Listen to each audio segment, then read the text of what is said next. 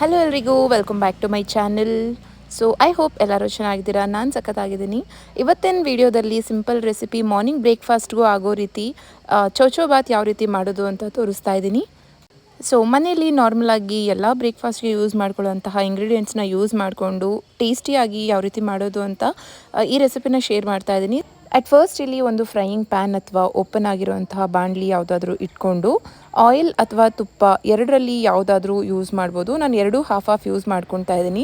8 to 10 table spoon ಅಷ್ಟು oil plus ತುಪ್ಪ ಎರಡನ್ನೂ ಮಿಕ್ಸ್ ಮಾಡಿ ಆ್ಯಡ್ ಮಾಡ್ಕೊಂಡಿದ್ದೀನಿ.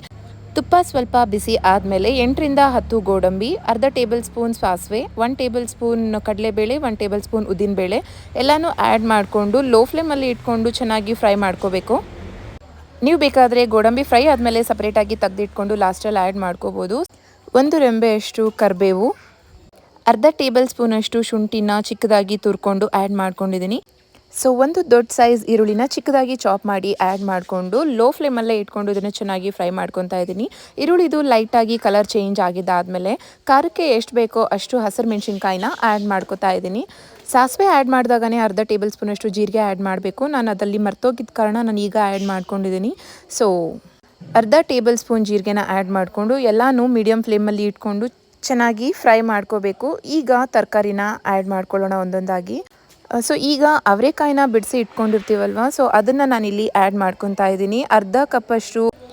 ಅರ್ಧ ಕಪ್ಪಷ್ಟು ಬೀನ್ಸ್ ಮತ್ತು ಅರ್ಧ ಕಪ್ಪಷ್ಟು ಕ್ಯಾರೆಟ್ನ ಎಲ್ಲ ಚಿಕ್ಕದಾಗಿ ಕಟ್ ಮಾಡಿಕೊಂಡು ಆ್ಯಡ್ ಮಾಡ್ಕೊಂಡಿದ್ದೀನಿ. ನೀವು ಬೇಕಾದರೆ ಇಲ್ಲಿ ಆಲೂಗಡ್ಡೆನೂ ಸೇರಿಸ್ಕೋಬೋದು. ಕ್ಯಾರೆಟ್ ಈ ರೀತಿ ಚಿಕ್ಕದಾಗಿ ಕಟ್ ಮಾಡಿ ಆ್ಯಡ್ ಮಾಡ್ಕೋಬೋದು. ಇಲ್ಲ ಅಂತಂದರೆ ನಾವು ಕಾಯಿನ ತುರಿತೀವಲ್ವ ಆ ರೀತಿ ತುರಿದು ಸಹ ಆ್ಯಡ್ ಮಾಡ್ಕೋಬೋದು. ಸೊ ತರಕಾರಿ ಎಲ್ಲ ಆ್ಯಡ್ ಮಾಡಿದ್ದಾದಮೇಲೆ ಮೀಡಿಯಮ್ ಫ್ಲೇಮಲ್ಲೇ ಇಟ್ಕೊಂಡು ಇದನ್ನು ಚೆನ್ನಾಗಿ ಫ್ರೈ ಮಾಡ್ಕೋಬೇಕಾಗತ್ತೆ. ಸೊ ತರಕಾರಿ ಎಲ್ಲ ಆ್ಯಡ್ ಮಾಡಿದ್ದಾದಮೇಲೆ ಒಂದು ಮೀಡಿಯಮ್ ಸೈಜ್ ಟೊಮ್ಯಾಟೊನ ಚಿಕ್ಕದಾಗಿ ಕಟ್ ಮಾಡಿಕೊಂಡು ಆ್ಯಡ್ ಮಾಡ್ಕೊತಾ ಇದ್ದೀನಿ. ತರಕಾರಿ ಎಲ್ಲ ಆ್ಯಡ್ ಮಾಡ್ಕೊಂಡಿದ್ದಾದಮೇಲೆ ಟೊಮ್ಯಾಟೊ ಆ್ಯಡ್ ಮಾಡ್ಕೊತಾ ಇದ್ದೀನಿ. ಯಾಕಂದರೆ ಟೊಮ್ಯಾಟೊ ಬೇಗ ಮ್ಯಾಶ್ ಆಗುತ್ತಲ್ವ, ಸೊ ಆ ರೀಸನ್ಗೆ ಲಿಡ್ ಕ್ಲೋಸ್ ಮಾಡಿ 5 to 7 ಮಿನಿಟ್ಸ್ ಲೋ ಫ್ಲೇಮಲ್ಲೇ ತರಕಾರಿನ ಚೆನ್ನಾಗಿ ಕುಕ್ ಮಾಡ್ಕೋಬೇಕು. ನಂತರ ಒಂದು 1/4 ಟೇಬಲ್ ಸ್ಪೂನಷ್ಟು ಅರಿಶಿನ ಆ್ಯಡ್ ಮಾಡ್ಕೊಂಡಿದ್ದೀನಿ. ಆ್ಯಂಡ್ ಇಲ್ಲಿ 1.5 ಕಪ್ಪಷ್ಟು ನಾನು ದೊಡ್ಡ ರವೆನ ಆ್ಯಡ್ ಮಾಡ್ಕೊತಾ ಇದ್ದೀನಿ. ಇದಕ್ಕೆ ಸಣ್ಣ ರವೆ ಅಥವಾ ಮೀಡಿಯಮ್ ರವೆ ಚೆನ್ನಾಗಿರೋದಿಲ್ಲ, ದೊಡ್ಡ ರವೆನ ಆ್ಯಡ್ ಮಾಡ್ಕೊಂಡ್ರೆ ಟೇಸ್ಟ್ ಚೆನ್ನಾಗಿರುತ್ತೆ. ಸೊ ನಾನು ಈಗ ರವೆನ ಫ್ರೈ ಮಾಡ್ಕೊತಾ ಇದ್ದೀನಿ, ಅಂದರೆ ತರಕಾರಿ ಜೊತೆಲೇ ರವೆನ ಕ್ಲೀನಾಗಿ ಫ್ರೈ ಮಾಡ್ಕೊತಾ ಇದ್ದೀನಿ. ಇಲ್ಲಿ ಆ್ಯಡ್ ಮಾಡ್ಕೊಳ್ಳೋದಕ್ಕಿಂತ ಮುಂಚೆ ರವೆನ ನಾನು ಮೊದಲೆಲ್ಲೂ ಫ್ರೈ ಮಾಡ್ಕೊಂಡಿಲ್ಲ. ಸೊ ಡೈರೆಕ್ಟಾಗಿ ಇಲ್ಲಿಗೆ ಆ್ಯಡ್ ಮಾಡಿ ಲೋ ಫ್ಲೇಮಲ್ಲೇ ಇಟ್ಕೊಂಡು 5 ಮಿನಿಟ್ಸ್ ಇದನ್ನು ಚೆನ್ನಾಗಿ ಹುರ್ಕೊಂಡಿದ್ದಾದಮೇಲೆ ಸೊ ನಾನು ರವೆ ಎಷ್ಟು ಆ್ಯಡ್ ಮಾಡ್ಕೊಂಡಿದ್ದೆ ಅದ್ರ ಡಬಲ್ ವಾಟರ್ನ ಆ್ಯಡ್ ಮಾಡ್ಕೊತಾ ಇದ್ದೀನಿ. ಅಂದರೆ ಸೇಮ್ ಕಪ್ಪಲ್ಲೇ ಮೆಷರ್ ಮಾಡಿಕೊಂಡು ವಾಟರ್ನ ಆ್ಯಡ್ ಮಾಡ್ಕೊಂಡಿರೋದು. ರವೆನ 1.5 ಕಪ್ಪಷ್ಟು ಆ್ಯಡ್ ಮಾಡ್ಕೊಂಡಿದ್ದೀನಿ. ಸೊ ವಾಟರ್ 3 ಕಪ್ಸ್ ಅಷ್ಟು ಆ್ಯಡ್ ಮಾಡಿಕೊಂಡು ಇನ್ನೊಂದು ಅರ್ಧ ಗ್ಲಾಸ್ ಅಷ್ಟು ಎಕ್ಸ್ಟ್ರಾ ಆ್ಯಡ್ ಮಾಡ್ಕೊಂಡಿದ್ದೀನಿ. ಟೇಸ್ಟ್ಗೆ ಬೇಕಾಗಿರೋ ಅಷ್ಟು ಸಾಲ್ಟ್ ಆ್ಯಡ್ ಮಾಡಿಕೊಂಡು ಇಲ್ಲಿ ಮೇಯ್ನ್ ಇಂಗ್ರೀಡಿಯೆಂಟು ವಾಂಗಿಬಾತ್ ಪೌಡರ್. ಇಲ್ಲಿ 1 ಟೇಬಲ್ ಸ್ಪೂನಷ್ಟು ವಾಂಗಿಬಾತ್ ಪೌಡರ್ನ ಆ್ಯಡ್ ಮಾಡಿಕೊಂಡು ಎಲ್ಲ ಚೆನ್ನಾಗಿ ಮಿಕ್ಸ್ ಮಾಡ್ತಾ ಇದ್ದೀನಿ. ಸೊ ಲೋ ಫ್ಲೇಮಲ್ಲೇ ಇಟ್ಕೊಂಡು ಇದನ್ನು ಚೆನ್ನಾಗಿ ಕುಕ್ ಮಾಡ್ಕೋಬೇಕು. ಈಗ 1 ಟೇಬಲ್ ಸ್ಪೂನಷ್ಟು ತುಪ್ಪನ ಆ್ಯಡ್ ಮಾಡ್ಕೋತಾ ಇದ್ದೀನಿ. ಕೆಲವೊಬ್ಬರು ಇದನ್ನು ಕಂಪ್ಲೀಟಾಗಿ ಬರೀ ತುಪ್ಪ ಮಾತ್ರ ಆ್ಯಡ್ ಮಾಡಿಕೊಂಡು ಕುಕ್ ಮಾಡ್ಕೊತಾರೆ, ತುಂಬ ಚೆನ್ನಾಗಿರುತ್ತೆ. ಈಗ ಇದನ್ನು 8 to 10 ಮಿನಿಟ್ಸ್ ಲೋ ಫ್ಲೇಮಲ್ಲಿ ಇಟ್ಟು ಕುಕ್ ಮಾಡ್ಕೊಂಡಿದ್ದೀನಿ. ನೋಡ್ಬೋದು ಆವಾಗಲೇ ಕನ್ಸಿಸ್ಟೆನ್ಸಿ ಸ್ವಲ್ಪ ರನ್ನಿ ಆಗಿತ್ತು, ಈಗ ಒಂದು ಸ್ವಲ್ಪ ಗಟ್ಟಿ ಆಗಿದೆ. ಲಾಸ್ಟಲ್ಲಿ ಚಿಕ್ಕದಾಗಿ ಕಟ್ ಮಾಡ್ಕೊಂಡಿರೋಂಥ ಕೊತ್ತಂಬರಿ ಸೊಪ್ಪನ್ನ ಆ್ಯಡ್ ಮಾಡಿಕೊಂಡು 1 ರಿಂದ 2 ಟೇಬಲ್ ಸ್ಪೂನಷ್ಟು ತುಪ್ಪನ ಆ್ಯಡ್ ಮಾಡಿ 1 ಟೇಬಲ್ ಸ್ಪೂನಷ್ಟು ನಿಂಬೆಹಣ್ಣಿನ ರಸನ ಆ್ಯಡ್ ಮಾಡಿಕೊಂಡು ಎಲ್ಲ ಹೊಂದ್ಕೊಳ್ಳೋ ರೀತಿ ಚೆನ್ನಾಗಿ ಮಿಕ್ಸ್ ಮಾಡಿಕೊಂಡ್ರೆ ಉಪ್ಪಿಟ್ಟು ರೆಡಿ ಆಗುತ್ತೆ. ಈಗ ಕೇಸರಿ ಬಾತ್ ಯಾವ ರೀತಿ ಮಾಡ್ಕೊಳ್ಳೋದು ಅಂತ ನೋಡೋಣ. ಮೊದಲಿಗೆ ಇಲ್ಲಿ ತುಪ್ಪನ ಆ್ಯಡ್ ಮಾಡ್ಕೊತಾ ಇದ್ದೀನಿ. ಆ್ಯಕ್ಚುಲಿ ತುಪ್ಪ ಜಾಸ್ತಿ ಆ್ಯಡ್ ಮಾಡಿಕೊಂಡಷ್ಟು ಟೇಸ್ಟ್ ಚೆನ್ನಾಗಿಯೇ ಇರುತ್ತೆ. ನಾನಿಲ್ಲಿ 3 ಟೇಬಲ್ ಸ್ಪೂನ್ಸ್ ಅಷ್ಟು ತುಪ್ಪನ ಆ್ಯಡ್ ಮಾಡಿಕೊಂಡು ಗೋಡಂಬಿನ ಫ್ರೈ ಮಾಡ್ಕೊತಾ ಇದ್ದೀನಿ. 8 ರಿಂದ 10 ಗೋಡಂಬಿ ಲೋ ಫ್ಲೇಮಲ್ಲಿ ಇಟ್ಕೊಂಡು ಫ್ರೈ ಮಾಡ್ಕೊತಾ ಇದ್ದೀನಿ. ನೀವು ಬೇಕಾಗಿರೋಂಥ ಡ್ರೈ ಫ್ರೂಟ್ಸ್ನ ಆ್ಯಡ್ ಮಾಡಿಕೊಂಡು ಫ್ರೈ ಮಾಡ್ಕೋಬೋದು. ಸೊ ಇಲ್ಲಿ ಸೇಮ್ ಕ್ವಾಂಟಿಟಿ, ಅಂದರೆ ಗೋಡಂಬಿ ಎಷ್ಟು ತೊಗೊಂಡಿದ್ದೀನಿ ಸೇಮ್ ಕ್ವಾಂಟಿಟಿಯಲ್ಲೇ ಒಣ ದ್ರಾಕ್ಷಿನ ತೊಗೊಂಡು ಅದನ್ನು ಸಹ ಲೋ ಫ್ಲೇಮಲ್ಲೇ ಇಟ್ಕೊಂಡು ಎರಡೂ ಲೈಟಾಗಿ ಕಲರ್ ಚೇಂಜ್ ಆಗೋವರೆಗೂ ಫ್ರೈ ಮಾಡಿಕೊಂಡು ಇದನ್ನು ಒಂದು ಬೌಲ್ಗೆ ಸಪ್ರೇಟಾಗಿ ತೆಗೆದಿಟ್ಕೋತಾ ಇದ್ದೀನಿ. ನೀವಿಲ್ಲಿ ಬೇರೆ ಏನಾದರೂ ಡ್ರೈ ಫ್ರೂಟ್ಸ್ನ ಆ್ಯಡ್ ಮಾಡ್ಕೊತೀರಾ ಅಂದರೆ ಅದು ಬಾದಾಮನ್ನ ಆ್ಯಡ್ ಮಾಡ್ಕೊಬೋದು. ಅದು ಬಿಟ್ಟು ಬೇರೆ ಯಾವುದೇ ಥರ ಡ್ರೈ ಫ್ರೂಟ್ಸ್ ಅಷ್ಟೊಂದು ಚೆನ್ನಾಗಿರೋದಿಲ್ಲ. ಸೊ ಈಗ ಎಲ್ಲ ಡ್ರೈ ಫ್ರೂಟ್ಸ್ನು ಅಂದರೆ ಆ್ಯಡ್ ಮಾಡ್ಕೊಂಡಿರೋಂಥ ಡ್ರೈ ಫ್ರೂಟ್ಸ್ನ ನಾನು ಒಂದು ಬೌಲ್ಗೆ ಸಪ್ರೇಟಾಗಿ ತೆಗೆದಿಟ್ಕೊಂಡಿದ್ದೀನಿ.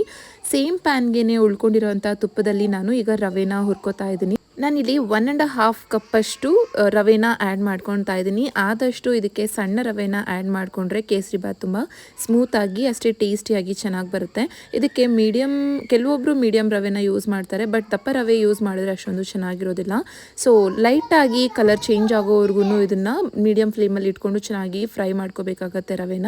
ಈಗ ಅದನ್ನು ಒಂದು ಸೈಡಲ್ಲಿ ಇಟ್ಟು ಸೇಮ್ ಪ್ಯಾನ್ಗೆ ನಾವು ವಾಟರ್ನ ಆ್ಯಡ್ ಮಾಡಿಕೊಂಡು ಚೆನ್ನಾಗಿ ಬಾಯ್ಲ್ ಮಾಡ್ಕೋಬೇಕಾಗತ್ತೆ. ಸೊ ನಾನು ರವೆ ತಗೊಂಡಿದ್ದೆ ಅದರದ್ದು ಡಬಲ್ ಆಗಿ ವಾಟರ್ನ ಆ್ಯಡ್ ಮಾಡ್ಕೋಬೇಕಾಗತ್ತೆ. ನಾನಿಲ್ಲಿ 1.5 ಕಪ್ಪಷ್ಟು ರವೆನ ತಗೊಂಡಿದ್ದೆ. ಸೊ ಇಲ್ಲಿ 3 ಕಪ್ಸ್ ಅಷ್ಟು ವಾಟರ್ನ ಆ್ಯಡ್ ಮಾಡಿ ಇನ್ನೊಂದು ಅರ್ಧ ಕಪ್ಪಷ್ಟು ಎಕ್ಸ್ಟ್ರಾ ಆ್ಯಡ್ ಮಾಡಿದ್ದೀನಿ, ಒಂದು ಅರ್ಧ ಗ್ಲಾಸ್ ಅಷ್ಟು ಎಕ್ಸ್ಟ್ರಾ ಆ್ಯಡ್ ಮಾಡಿದ್ದೀನಿ. ಸೊ ಇದು ಕನ್ಸಿಸ್ಟೆನ್ಸಿ ಸ್ವಲ್ಪ ತಿಕ್ ಆಗ್ತಾ ಇದೆ, ಅಂದರೆ ಆಲ್ರೆಡಿ ರವೆ ಚೆನ್ನಾಗಿ ಬೆಂದಿದೆ.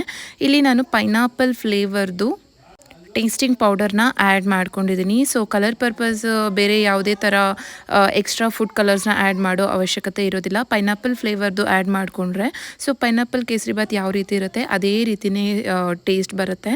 ಈಗ ನಾನು ಕನ್ಸಿಸ್ಟೆನ್ಸಿ ನೋಡ್ತಾ ಇರ್ಬೋದು ಎಷ್ಟು ತಿಕ್ಕಾಗಿದೆ, ರವೆ ಎಲ್ಲ ಚೆನ್ನಾಗಿ ವಾಟರಲ್ಲಿ ಅಬ್ಸರ್ವ್ ಆಗಿದ್ಮೇಲೆ ಈಗ ನಾನು ಶುಗರ್ನ ಆ್ಯಡ್ ಮಾಡ್ಕೊತಾ ಇದ್ದೀನಿ. ಸೊ ಟೇಸ್ಟ್ಗೆ ನೋಡಿಕೊಂಡು ನೀವು ಶುಗರ್ನ ಆ್ಯಡ್ ಮಾಡ್ಕೊಬೋದು. ಸೊ ನಾನು ತಗೊಂಡಿರೋಂಥ ಕ್ವಾಂಟಿಟಿಗೆ ನಾನಿಲ್ಲಿ 1.5 ಕಪ್ಪಷ್ಟು ಶುಗರ್ನ ಆ್ಯಡ್ ಮಾಡ್ಕೊಂಡಿದ್ದೀನಿ. ಸೊ ಶುಗರ್ ಆ್ಯಡ್ ಮಾಡಿದಾದಮೇಲೆ ಗಟ್ಟಿಯಾಗಿದ್ದಂತಹ ರವೆ ಮತ್ತೆ ವಾಟರ್ ಅಂದರೆ ರನ್ನಿ ಕನ್ಸಿಸ್ಟೆನ್ಸಿಗೆ ಬರುತ್ತೆ. ಲೋ ಫ್ಲೇಮಲ್ಲಿ ಇಟ್ಕೊಂಡು 5 ಮಿನಿಟ್ಸ್ ಇದನ್ನು ಕುಕ್ ಮಾಡಿಕೊಂಡು 3 to 4 ಟೇಬಲ್ ಸ್ಪೂನ್ಸ್ ಅಷ್ಟು ಗೀನ ಆ್ಯಡ್ ಮಾಡಿಕೊಂಡು ಎಲ್ಲ ಹೊಂದ್ಕೊಳ್ಳೋ ರೀತಿ ಚೆನ್ನಾಗಿ ಮಿಕ್ಸ್ ಮಾಡ್ತಾ ಇದ್ದೀನಿ. ಸೊ ಬಿಸಿಗೆ ನಾವು ಶುಗರ್ ಆ್ಯಡ್ ಮಾಡಿರ್ತೀವಲ್ವ ಅದೆಲ್ಲ ಕರಗಿ ಸ್ವಲ್ಪ ರನ್ನಿ ಕನ್ಸಿಸ್ಟೆನ್ಸಿ ಇರುತ್ತೆ ಅಲ್ವಾ. ತುಪ್ಪನ ಆ್ಯಡ್ ಮಾಡಿದಾದಮೇಲೆ ಲೋ ಫ್ಲೇಮಲ್ಲೇ ಇದು 5 to 8 ಮಿನಿಟ್ಸ್ ಕುಕ್ ಮಾಡಿಕೊಂಡ್ರೆ ಕೇಸರಿಬಾತ್ ರೆಡಿ ಆಗಿರುತ್ತೆ. ಎಷ್ಟು ಸ್ಮೂತಾಗಿರುತ್ತೆ ಅಂತಂದರೆ ನಾವು ವಾಟರ್ ಆ್ಯಡ್ ಮಾಡ್ಕೊಳ್ಳೋದಕ್ಕಿಂತ ರವೆನ ಯಾವ ರೀತಿ ಹುರ್ಕೊಂಡಿರ್ತೀವಿ ಅಷ್ಟು ಟೇಸ್ಟಿಯಾಗಿ, ಅಂದರೆ ರವೆ ಹುರ್ಕೊಳ್ಳೋದ್ರ ಮೇಲೆ ನಮಗೆ ಟೇಸ್ಟಿಯಾಗಿ ಅಷ್ಟೇ ಸ್ಮೂತಾಗಿ ಕೇಸರಿಬಾತ್ ರೆಡಿ ಆಗುತ್ತೆ. ಸೊ ಇದಕ್ಕೆ ಆದಷ್ಟು ನಾವು ಸಣ್ಣ ರವೆ ತೊಗೊಂಡ್ರೆ ಚೆನ್ನಾಗಿರುತ್ತೆ. ಮತ್ತು ನಾನೀಗ ಎಲ್ಲ ಚೆನ್ನಾಗಿ ಮಿಕ್ಸ್ ಮಾಡಿಕೊಂಡು 2 ಟೇಬಲ್ ಸ್ಪೂನ್ಸ್ ಅಷ್ಟು ಗೀನ ಆ್ಯಡ್ ಮಾಡಿ ಫ್ರೈ ಮಾಡಿಟ್ಕೊಂಡಿರೋಂತಹ ಡ್ರೈ ಫ್ರೂಟ್ಸ್ನ ಆ್ಯಡ್ ಮಾಡಿಕೊಂಡು ಎಲ್ಲ ಚೆನ್ನಾಗಿ ಮಿಕ್ಸ್ ಮಾಡ್ತಾ ಇದ್ದೀನಿ.